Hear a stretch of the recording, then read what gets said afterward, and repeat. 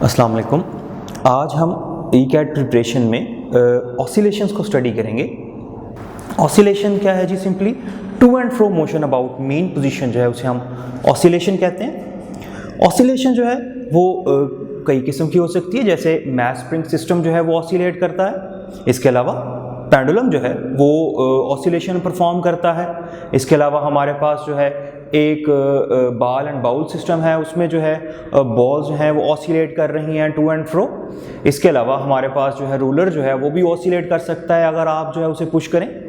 इसके अलावा ये जो ऑसिलेशन है इसको हम पीरियोडिक ऑसिलेशन उस वक्त कहेंगे जब after certain interval of time जो है ऑसिलेशन रिपीट हो, बार बार जो है वो टू एंड फ्रो मोशन जो है वो विद रिस्पेक्ट टू टाइम जो है वो अगर अपने मीन पॉइंट के अराउंड जो है वो ऑसिलेशन रिपीट होती रहेगी तो हम कहेंगे जी ये जो ऑसिलेशन है ये पीरियोडिक ऑसिलेशन है। ऑसिलेशन को हम जो है सिंपली वाइब्रेटरी मोशन भी कहते हैं, जिसमें जी ऑब्जेक्ट जो है वो अपने मीन पॉइंट के अराउंड जो है वो टू एंड फ्रो मूव कर रहा हो। इसके अलावा एक जो स्पेशल किस्म की ऑसिलेशन है जिसे हम इस चैप्टर में पढ़ेंगे वो है जी हमारे पास सिंपल हार्मोनिक मोशन।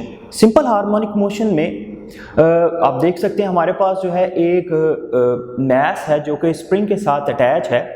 अगर आप उस पर एक्सटर्नल फोर्स अप्लाई करते हैं और आप उसे अपने उसकी इक्विलिब्रियम पोजीशन से डिस्टर्ब कर देते हैं। आप स्क्रीन में देख सकते हैं जी, सबसे पहले जो ए फिगर है उसमें हमारे पास जो मैस स्प्रिंग सिस्टम है वो इक्विलिब्रियम पोजीशन पे है, यानी कि हमारे पास डिस्प्लेसमेंट जो है वो जीरो है और कोई रिस्टोरिंग फोर्स जो है वो एक्ट नहीं कर रही, क्योंकि हमारा सिस्टम जो है वो इनिशियली इक्विलिब्रियम पोजीशन पे है, मीन पोजीशन पे है। जैसे ही कोई एक्सटर्नल फोर्स जो है हमारे सिस्टम पर एक्ट करती है और उससे डिस्प्लेस करती है इक्विलिब्रियम पोजीशन से और इक्विलिब्रियम पोजीशन से अवे लेके चलती है, तो हम क्या नोट करेंगे कि उस सिस्टम पर एक रिस्टोरिंग फोर्स एक्ट करना शुरू हो जाएगी और वो जो रिस्टोरिंग फोर्स है वो इस सिस्टम को दोबारा से इक्विलिब्रियम पोजीशन की तरफ लाने की कोशिश करेगी।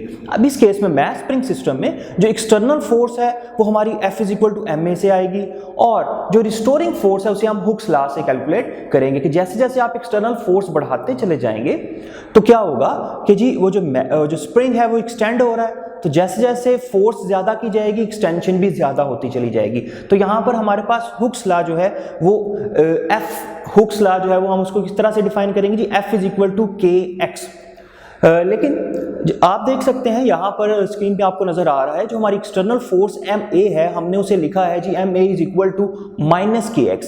यहाँ पर जो माइनस का साइन है वो रिप्रेजेंट ये कर रहा है कि जो हमारी जो रिस्टोरिंग फोर्स है ये एक्सटर्नल फोर्स के ऑपोजिट डायरेक्शन में एक्ट कर रही है, जबकि एक्सटर्नल फोर्स जो है वो ऑब्जेक्ट को इक्विलिब्रियम पोजीशन से अवे लेकर जा रही है, जबकि जो रिस्टोरिंग फोर्स है ये कोशिश करेगी कि ऑब्जेक्ट को उसकी ओरिजिनल पोजीशन रिस्टोर करवाई जाए। इसीलिए हम उसे कहते हैं जी वो हमारी रिस्टोरिंग फोर्स है, क्योंकि वो ऑब्जेक्ट को की जो ओरिजिनल पोजीशन है उसे रिस्टोर करवाने की कोशिश करती है। जैसे जैसे हमारी एक्सटर्नल फोर्स बढ़ती चली जाती है रिस्टोरिंग फोर्स भी बढ़ती चली जाएगी, यहाँ तक कि एक लम्हा आएगा कि हमारी जो रिस्टोरिंग फोर्स है वो एक्सटर्नल फोर्स के बराबर हो जाएगी।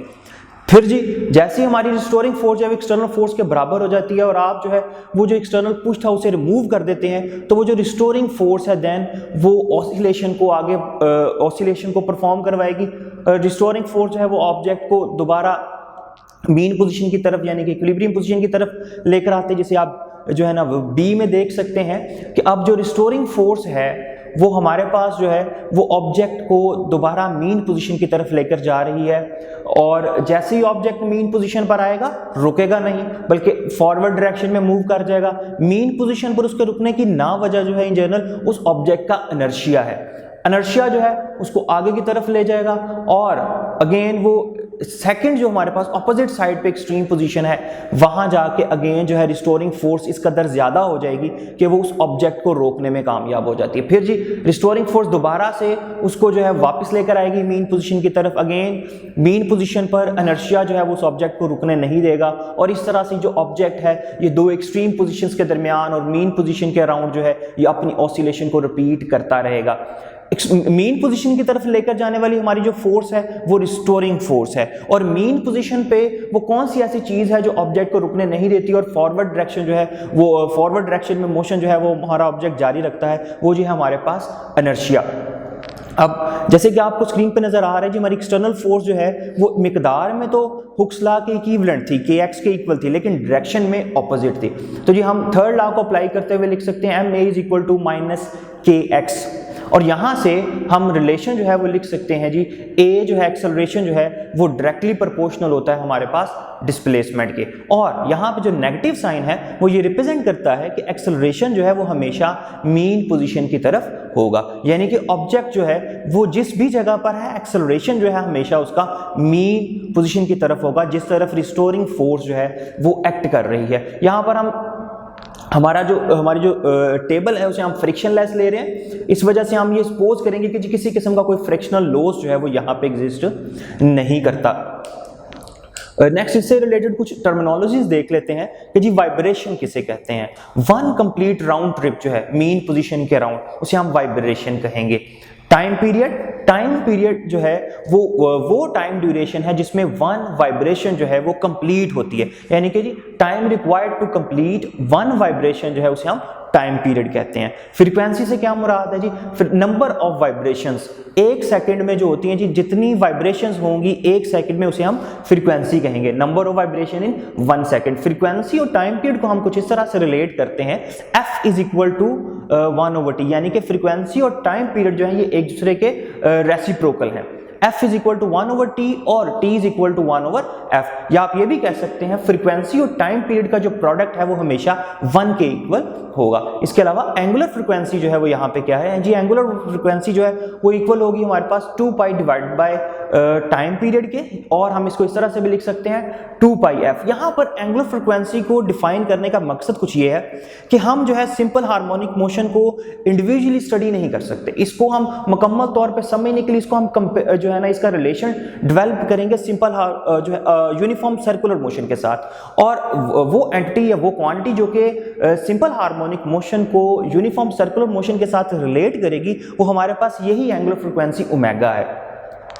आप स्क्रीन पे देख सकते हैं जी, हमारे पास ऑब्जेक्ट जो है वो ऑसिलेट कर रहा है और एक पेपर जो है वो फॉरवर्ड डायरेक्शन में मूव करता है, तो आप जो है जो वेव फॉर्म जो है वो आपको जो है वो अपीयर हो रही होगी कि जिस तरह से जब ऑब्जेक्ट जो है वो ऑसिलेट करेगा तो प्रॉपर वेव की फॉर्म जो है वो हमारे पास बनाएगा। इसके अलावा एम्पलीट्यूड किसे कहते हैं, maximum displacement from the mean position जो है उसे हम एम्पलीट्यूड कहते हैं। इससे रिलेटेड कुछ एमसीक्यूज देख लेते हैं।